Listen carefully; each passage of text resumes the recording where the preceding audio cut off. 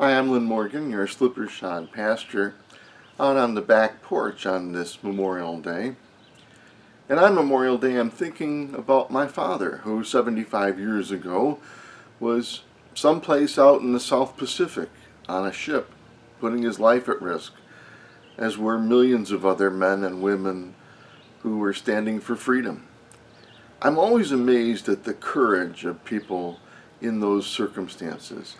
And even more perhaps than the people who served in World War II, having seen some of the images from World War I just stand in awe that those men could line up in those trenches and then, at the blowing of a whistle, go up over the trenches into the face of emplaced machine guns and mortars and just charge ahead into the barbed wire and into what was nearly certain death.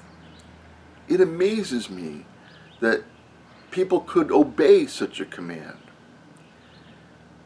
Ironically, our Old Testament lesson for today is from the beginning of the book of Joshua.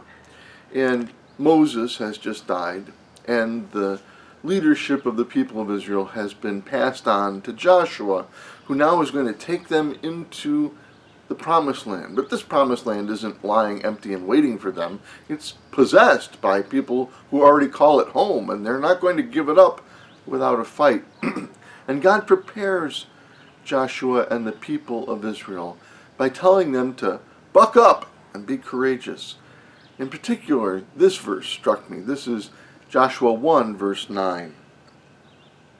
I hereby command you, be strong and courageous. Do not be frightened or dismayed, for the Lord your God is with you wherever you go.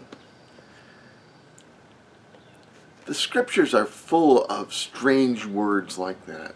Jesus commands us to love. God in the Old Testament commands the people of Israel to be courageous.